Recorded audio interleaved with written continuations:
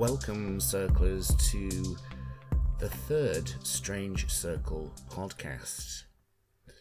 This will be another book club entry, an audio reading of The Power of Darkness by Edith Nesbit.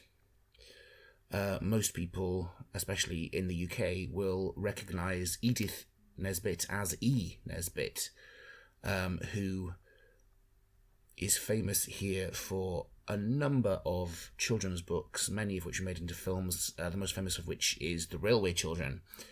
But she wrote poetry, horror stories, many things, was a political activist, and had a very tumultuous love life and marriage.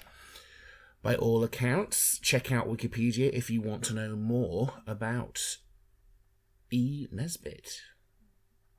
So, the story we are reading today is The Power of Darkness. I have to say it was a little challenging to read. Some of her sentences are a little long-winded and difficult to deconstruct, and listeners will have to excuse my French pronunciation. I hope I've got it as right as possible. It's about 45 minutes long.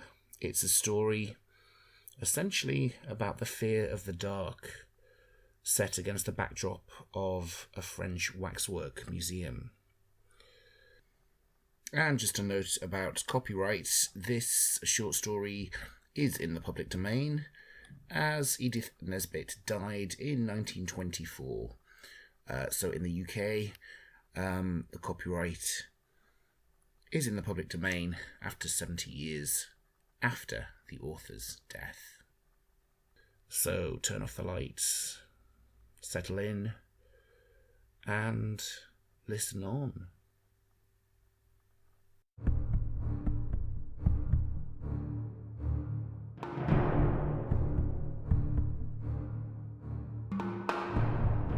The Power of Darkness by Edith Nesbit.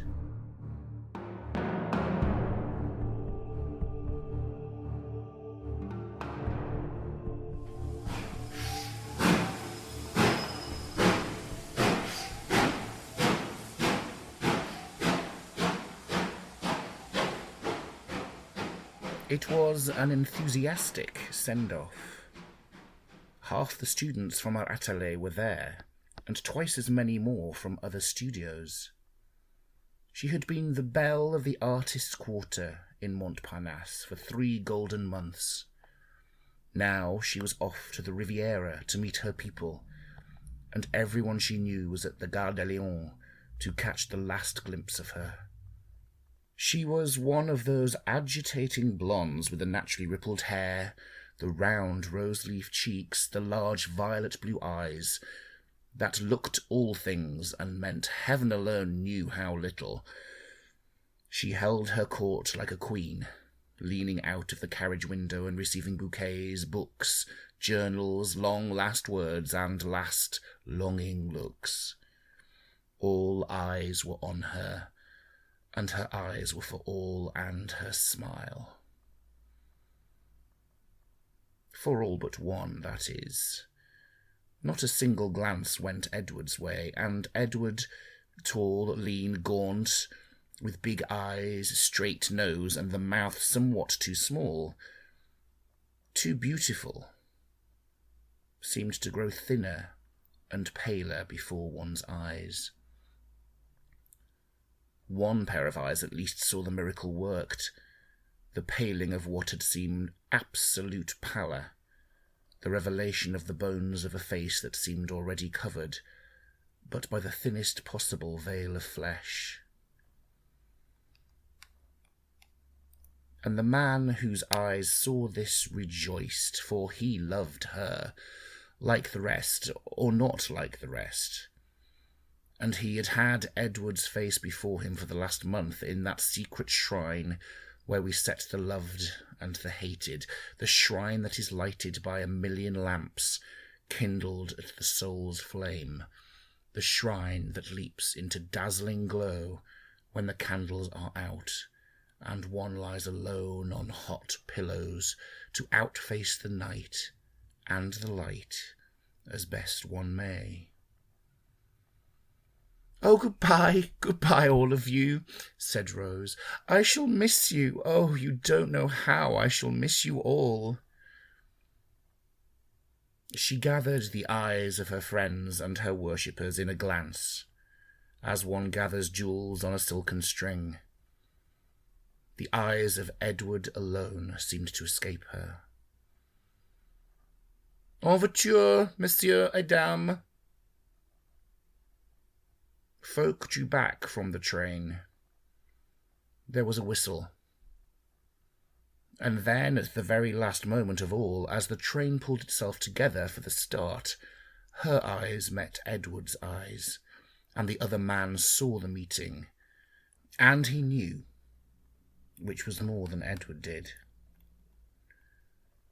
So when, the light of life having been borne away in the retreating train, the broken-hearted group dispersed, the other man, whose name, by the way, was Vincent, linked his arm in Edward's and asked cheerily, "Whither away, sweet nymph?"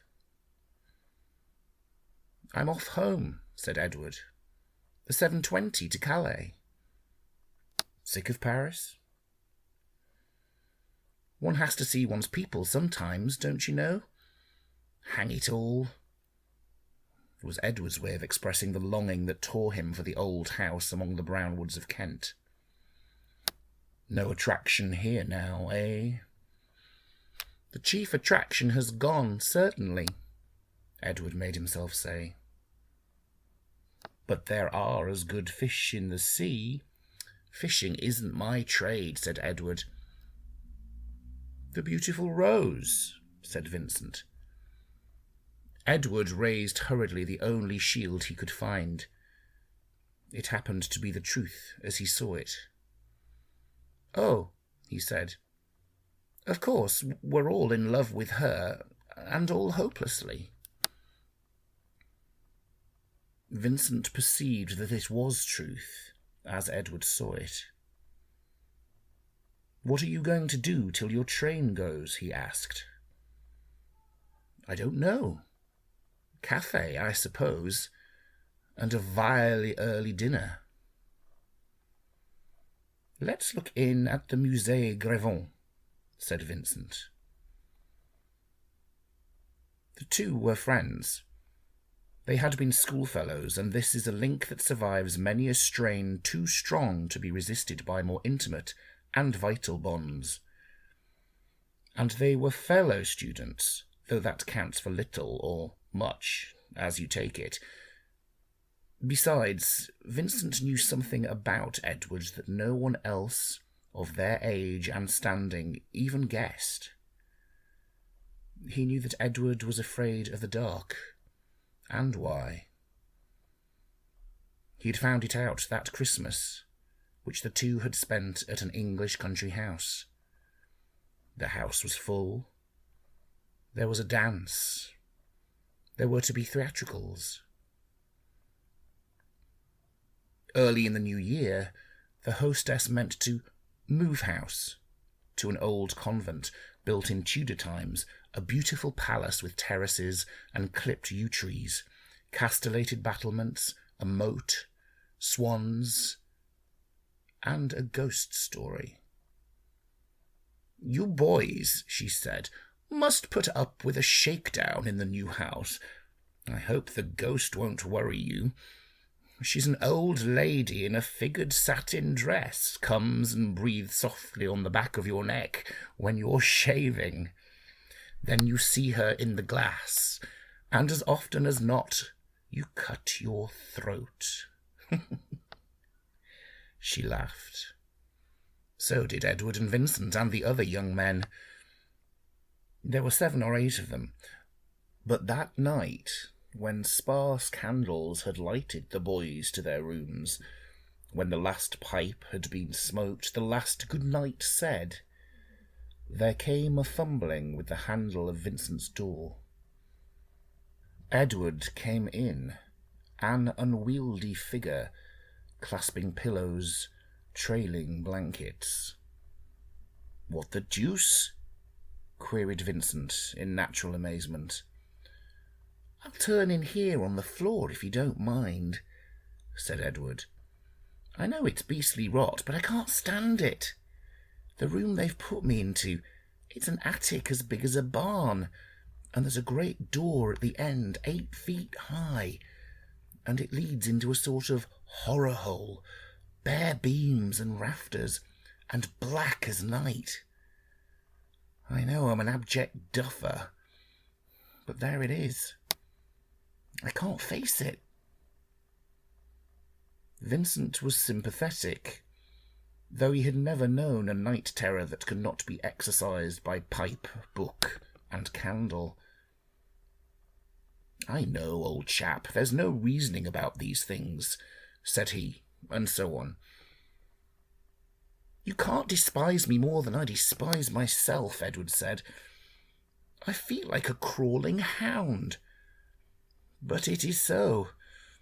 I had a scare when I was a kid, and it seems to have left a sort of brand on me. I'm branded coward, old man, and the feel of it, it's not nice." Again, Vincent was sympathetic, and the poor little tale came out how Edward, 8 years old, and greedy as became his little years, had sneaked down, night-clad, to pick among the outcomings of a dinner party, and how, in the hall, dark with the light of an artistic-coloured glass lantern, a white figure had suddenly faced him, leaned towards him, it seemed, pointed lead-white hands at his heart. That next day, finding him weak from his fainting fit, had shown the horror to be but a statue, a new purchase of his father's, had mattered not one whit. Edward shared Vincent's room, and Vincent, alone of all men, shared Edward's secret. And now, in Paris, Rose speeding away towards Cannes, Vincent said, "Let's look in at the Musée Grevon." The Musée Grevon is a waxwork show. Your mind, at the word, flies instantly to the excellent exhibition founded by the worthy Madame Tussaud, and you think you know what waxworks mean. But you are wrong. The Musée Grevon contains the work of artists for a nation of artists, wax-modelled and retouched till it seems as near life as death is. This is what one sees at the Musée Grevon. "Let's look in at the Musée Grevon," said Vincent. He remembered the pleasant thrill the Musée had given him, and wondered what sort of thrill it would give his friend. "I hate museums," said Edward. "This isn't a museum," Vincent said, and truly, it's just waxworks. "All right," said Edward indifferently, and they went. They reached the doors of the Musée in the grey-brown dusk of a February evening. One walks along a bare, narrow corridor, much like the entrance to the stalls of the Standard Theatre, and such daylight as there may be fades away behind one, and one finds oneself in a square hall, heavily decorated, and displaying with its electric lights Loie Fuller in her accordion-pleated skirts, and one or two other figures not designed to quicken the pulse. "It's very like Madame Tussaud's," said Edward. "Yes," Vincent said, "isn't it?" Then they passed through an arch and beheld a long room with waxen groups, lifelike behind the glass, the coulisses of the opera, Kitchener at Fashoda, this last with a desert background lit by something convincingly like desert sunshine. "By Jove," said Edward, "that's jolly good." "Yes," said Vincent again, "isn't it?" Edward's interest grew. The things were so convincing, so very nearly alive. Given the right angle, their glass eyes met one's own and seemed to exchange with one meaning glances. Vincent led the way to an arched door labelled Galerie de la Révolution. There one saw, almost in the living, suffering body, poor Marie Antoinette in person in the temple, her little son on his couch of rags, the rats eating from his platter, the brutal Simon calling to him from the grated window. One almost heard the words, "Hola, little Capet. Are you asleep?" One saw Marat bleeding in his bath, the brave Charlotte eyeing him, the very tiles of the bathroom, the glass of the windows, with, outside, the very sunlight, as it seemed, of 1793, on that yellow July evening, the 13th of the month. The spectators did not move in a public place among waxwork figures. They peeped through open doors into rooms where history seemed to be relived. The rooms were lighted, each by its own sun, or lamp, or candle. The spectators walked among shadows that might have oppressed a nervous person. "Fine, eh?" said Vincent. "Yes," said Edward. "It's wonderful." A turn of a corner brought them to a room. Marie Antoinette fainting, supported by her ladies. Poor fat Louis by the window, looking literally sick. "What's the matter with them all?" said Edward. "Look at the window," said Vincent. There was a window to the room. Outside was sunshine, the sunshine of 1792, and gleaming in it, blonde hair flowing, red mouth half open, what seemed the just severed head of a beautiful woman. It was raised on a pike, so that it seemed to be looking in at the window. "I say," said Edward, and the head on the pike seemed to sway before his eyes. "Madame de Lamballe." "Good thing, isn't it?" said Vincent. "It's altogether too much of a good thing," said Edward. "Look, here, I've had enough of this." "Oh, you must just see the catacombs," said Vincent. "Nothing gruesome, you know. Only early Christians being married and baptized and all that." He led the way down some clumsy steps to the cellars which the genius of a great artist has transformed into the exact semblance of the old catacombs at Rome. The same rough hewing of rock, the same sacred tokens engraved strongly and simply, and among the arches of these subterranean burrowings, the life of the early Christians, their sacraments, their joys, their sorrows, all expressed in groups of waxwork, as like life as death is. "Oh, but this is very fine, you know," said Edward, getting his breath again after Madame de Lamballe, and his imagination loved the thought of the noble sufferings and refrainings of these first lovers of the crucified Christ. "Yes," said Vincent for the third time, "isn't it?" They passed the baptism and the burying and the marriage.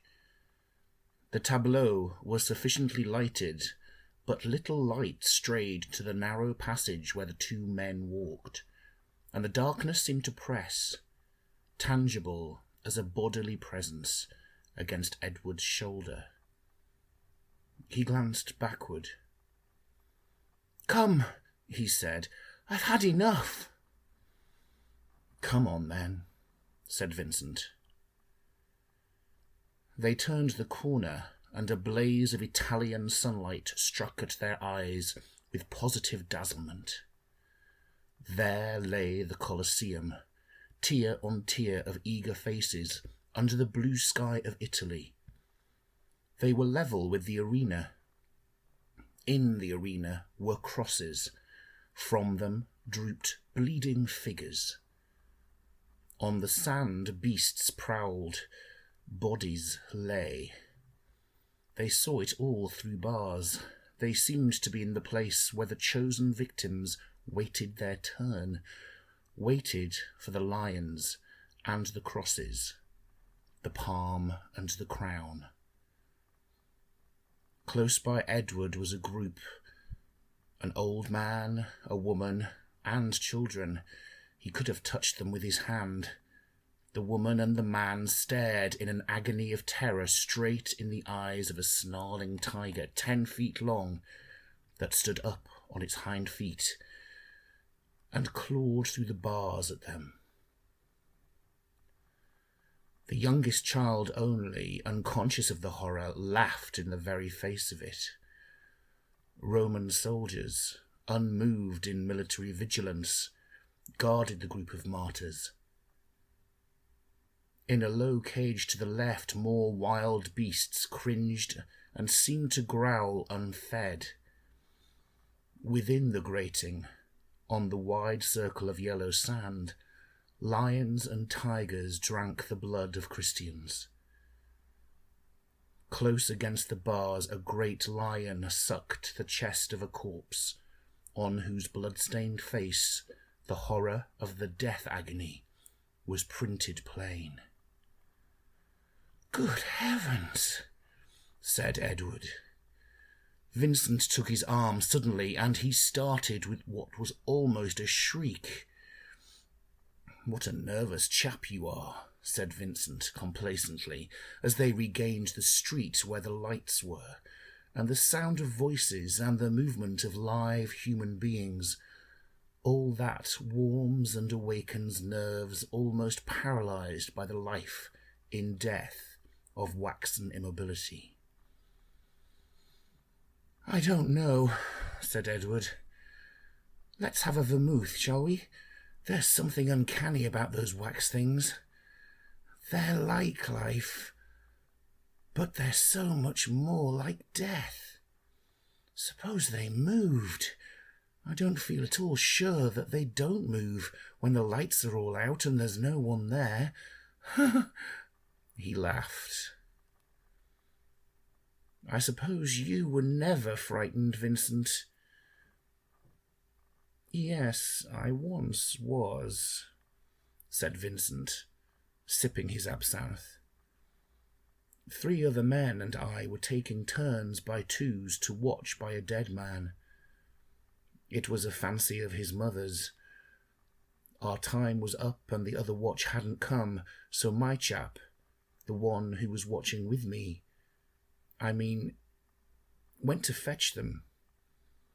I didn't think I should mind, but it was just like you say." "How?"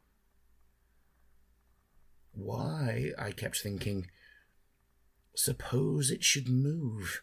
It was so like life. And if it did move, of course it would have been because it was alive, and I ought to have been glad, because the man was my friend. But all the same, if he had moved, I should have gone mad." "Yes," said Edward, "that's just exactly it." Vincent called for a second absinthe. "But a dead body's different to waxworks," he said. "I can't understand anyone being frightened of them." "Oh, can't you?" The contempt in the other's tone stung him. I bet you wouldn't spend a night alone in that place. I bet you £5 I do. Done, said Edward briskly. At least, I would if you'd got £5. But I have. I'm simply rolling. I've sold my Dejanira, didn't you know? I shall win your money, though, anyway. But you couldn't do it, old man. I suppose you'll never outgrow that childish scare. You might shut up about that, said Edward shortly. Oh, it's nothing to be ashamed of. Some women are afraid of mice or spiders. I say, does Rose know you're a coward? Vincent! No offence, old boy. One may as well call a spade a spade. Of course, you've got tons of moral courage and all that, but you are afraid of the dark. And waxworks. Are you trying to quarrel with me? Heaven and its mercy forbid. But I bet you wouldn't spend a night in the Musée Grevon and keep your senses. What's the stake? Anything you like. Make it that if I do, you'll never speak to Rose again. And what's more, that you'll never speak to me, said Edward, white-hot, knocking down a chair as he rose. Done, said Vincent. But you'll never do it. Keep your hair on. Besides, you're off home. I shall be back in 10 days. I'll do it then, said Edward, and was off before the other could answer. Then Vincent, left alone, sat still, and over his third absinthe remembered how, before she had known Edward, Rose had smiled on him more than the others, he thought. He thought of her wide, lovely eyes, her wild rose cheeks, the scented curves of her hair, and then and there the devil entered into him. In 10 days Edward would undoubtedly try to win his wager. He would try to spend the night in the Musée Grevon. Perhaps something could be arranged before that.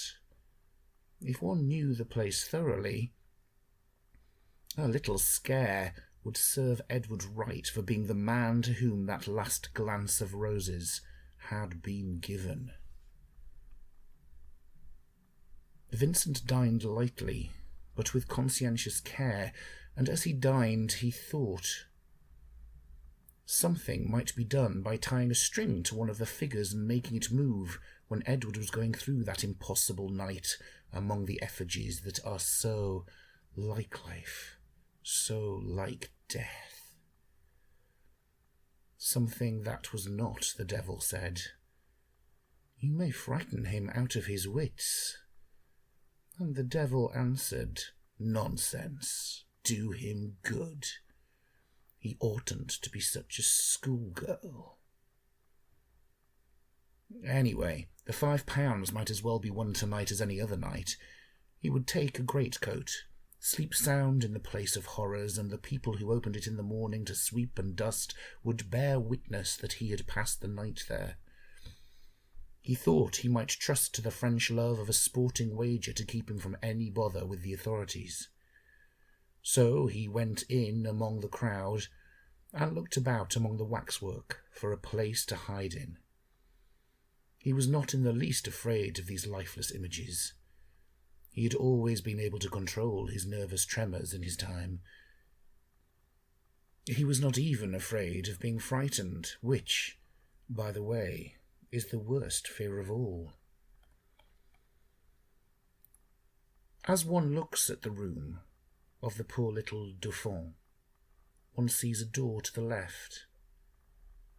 It opens out of the room onto blackness. There were few people in the gallery. Vincent watched and, in a moment when he was alone, stepped over the barrier and through this door. A narrow passage ran round behind the wall of the room. Here he hid, and when the gallery was deserted he looked out across the body of little Capet to the jailer at the window. There was a soldier at the window too.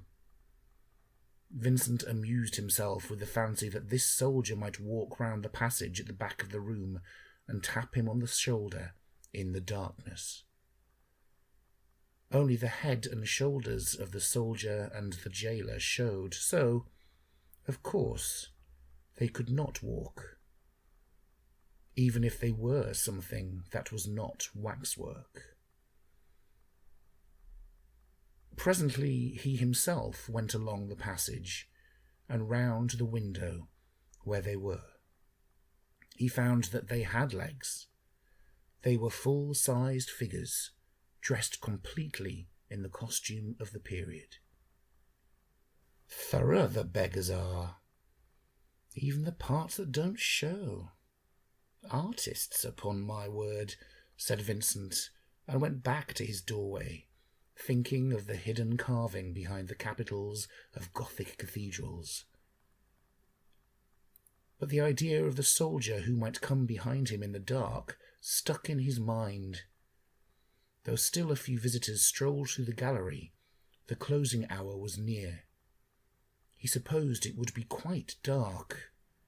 Then, and now he had allowed himself to be amused by the thought of something that should creep up behind him in the dark, he might possibly be nervous in that passage round which, if waxwork could move, the soldier might have come.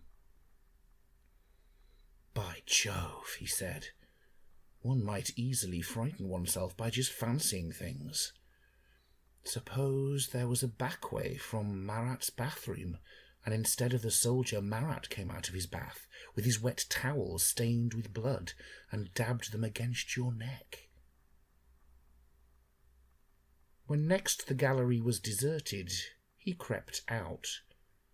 Not because he was nervous, he told himself, but because one might be, and because the passage was draughty, and he meant to sleep. He went down the steps into the catacombs, and here he spoke the truth to himself.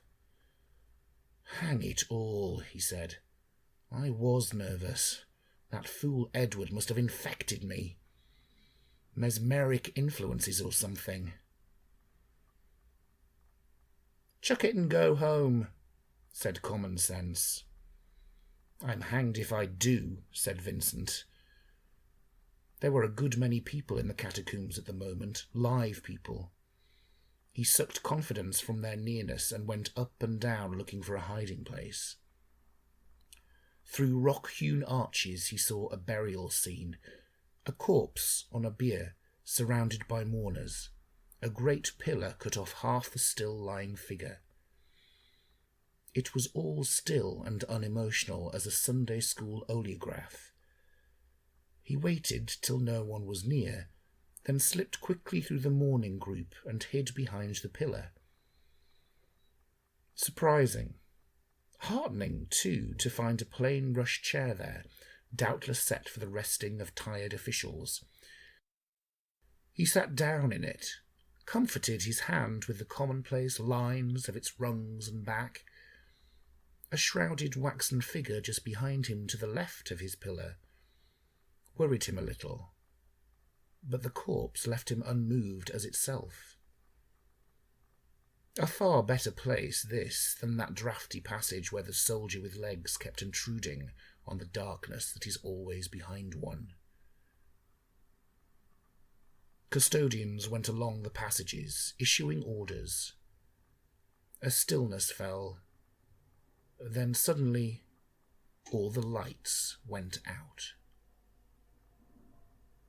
That's all right, said Vincent, and composed himself to sleep.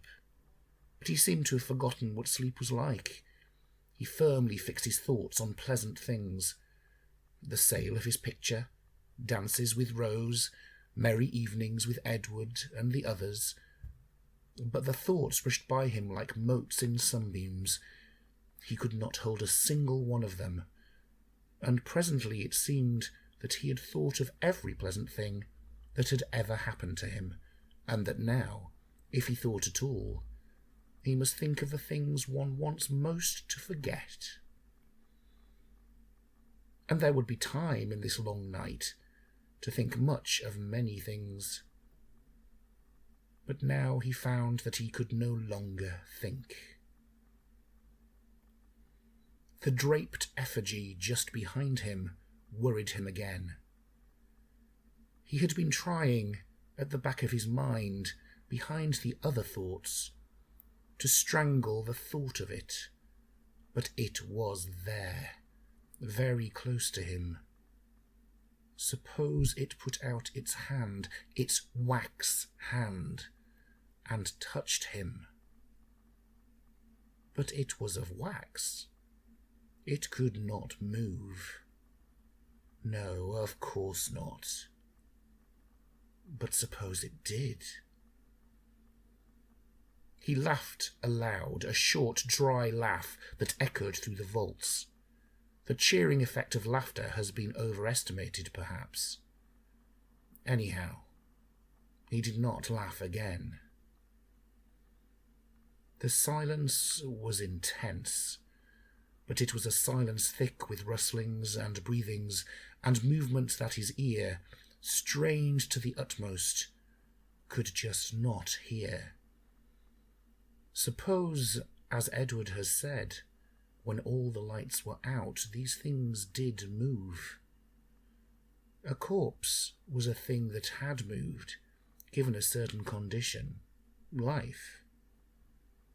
What if there were a condition given which these things could move? What if such conditions were present now?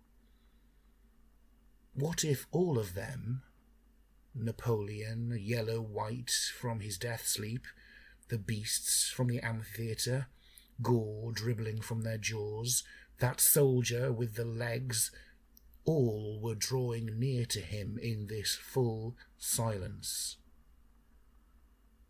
Those death masks of Robespierre and Mirabeau, they might float down through the darkness till they touched his face. That head of Madame de Lamballe on the pike might be thrust at him from behind the pillar. The silence throbbed with sounds that could not quite be heard. "You fool," he said to himself. "Your dinner has disagreed with you with vengeance. Don't be an ass. The whole lot are only a set of big dolls." He felt for his matches and lighted a cigarette. The gleam of the match fell on the face of the corpse in front of him. The light was brief, and it seemed somehow impossible to look by its light in every corner where one would have wished to look. The match burned his fingers as it went out, and there were only 3 more matches in the box. It was dark again, and the image left on the darkness was that of the corpse in front of him. He thought of his dead friend. When the cigarette was smoked out, he thought of him more and more, till it seemed that what lay on the bier was not wax. His hand reached forward and drew back more than once, but at last he made it touch the bier, and through the blackness travel up along a lean, rigid arm to the wax face that lay there, so still. The touch was not reassuring. Just so, and not otherwise, has his dead friend's face felt, to the last touch of his lips. Cold, firm, waxen. People always said the dead were waxen. How true that was. He'd never thought of it before. He thought of it now. He sat still, so still that every muscle ached. Because if you wish to hear the sounds that infest silence, you must be very still indeed. He thought of Edward, and of the string he'd meant to tie to one of the figures. That wouldn't be needed, he told himself, and his ears ached with listening for the sound that, it seemed, must break at last from that crowded silence. He never knew how long he sat there, to move, to go up, to batter at the door and clamour to be let out. That one could have done if one had had a lantern or even a full matchbox. But in the dark, not knowing the turnings, to feel one's way amongst these things that were so lifelike and yet were not alive, to touch, perhaps, these faces that were not dead and yet felt like death. His heart beat heavily in his throat at the thought. No, he must sit still till morning. He had been hypnotized into this state, he told himself, by Edward, no doubt. It was not natural to him. Then, suddenly, the silence was shattered. In the dark, something moved, and after those sounds that the silence teemed with, the noise seemed to him thunder loud. Yet it was only a very, very little sound, just the rustling of drapery, as though something had turned in its sleep. And there was a sigh, not far off. Vincent's muscles and tendons tightened like fine-drawn wire. He listened. There was nothing more. Only the silence, the thick silence. The sound had seemed to come from a part of the vault where long ago, when there was light, he had seen a grave being dug for the body of a young girl martyr. "I will get up and go out," said Vincent. "I have 3 matches. I am off my head. I shall really be nervous presently if I don't look out." He got up and struck a match, refused his eyes the sight of the corpse whose waxen face he had felt in the blackness, and made his way through the crowd of figures. By the match's flicker they seemed to make way for him, to turn their heads to look after him. The match lasted till he got to a turn of the rock-hewn passage. His next match showed him the burial scene, the little thin body of the martyr, palm in hand, lying on the rock floor in patient waiting, the gravedigger, the mourners, some standing, some kneeling, one crouched on the ground. This was where that sound had come from, that rustle, that sigh. He had thought he was going away from it. Instead, he had come straight to the spot where, if anywhere, his nerves might be expected to play him false. "Bah!" he said, and he said it aloud. "The silly things are only wax. Who's afraid?" His voice sounded loud in the silence that lives with the wax people. "They're only wax," he said again, and touched with his foot contemptuously the crouching figure in the mantle. And, as he touched it, it raised its head and looked vacantly at him, and its eyes were bright and alive. He staggered back against another figure and dropped the match. In the new darkness he heard the crouching figure moving towards him. Then the darkness fitted in round him very closely. "What was it exactly that sent poor Vincent mad? You've never told me." Rose asked the question. She and Edward were looking out over the pines and tamarisks across the blue Mediterranean. They were very happy, because it was their honeymoon. He told her about the Musée Grévin and the wager, but he did not state the terms of it. But why did he think you would be afraid? He told her why. And then what happened? Why, I suppose he thought there was no time like the present for his £5, you know, and he hid among the waxworks. And I missed my train, and I thought there was no time like the present. In fact, dear, I thought if I waited I should have time to make certain of funking it. So I hid there too. And I put on my big black capuchon and sat down right in one of the waxwork groups. They couldn't see me from the gallery where you walk. And after they put the lights out, I simply went to sleep. And I woke up, and there was a light, and I heard someone say, "They're only wax," and it was Vincent. He thought I was one of the wax people till I looked at him, and I expect he thought I was one of them even then, poor chap. And his match went out, and while I was trying to find my railway reading lamp that I'd got near me, he began to scream. And the night watchman came running, and now he thinks everyone in the asylum is made of wax, and he screams if they come near him. They have to put his food near him while he's asleep. It's horrible. I can't help feeling as if it were my fault somehow. "Of course it's not," said Rose. "Poor Vincent. Do you know, I never really liked him."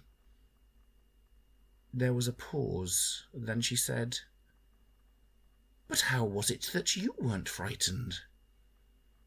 "I was," he said, "horribly frightened. It sounds idiotic, but I was, really. And yet I had to go through with it. And then I got among the figures of the people in the catacombs, the people who died for things, don't you know, died in such a horrible way. And there they were, so calm, and believing it was all right. So I thought about what they'd gone through. It sounds awful rot, I know, dear, but I expect I was sleepy. Those wax people, they sort of seemed as if they were alive and were telling me there wasn't anything to be frightened about. I felt as if I were one of them, and they were all my friends, and they'd wake me if anything went wrong. So I just went to sleep." "I think I understand," she said, but she didn't. "And the odd thing is," he went on, "I've never been afraid of the dark since. Perhaps his calling me a coward had something to do with it." "I don't think so," she said. And she was right. But she would never have understood how, nor why.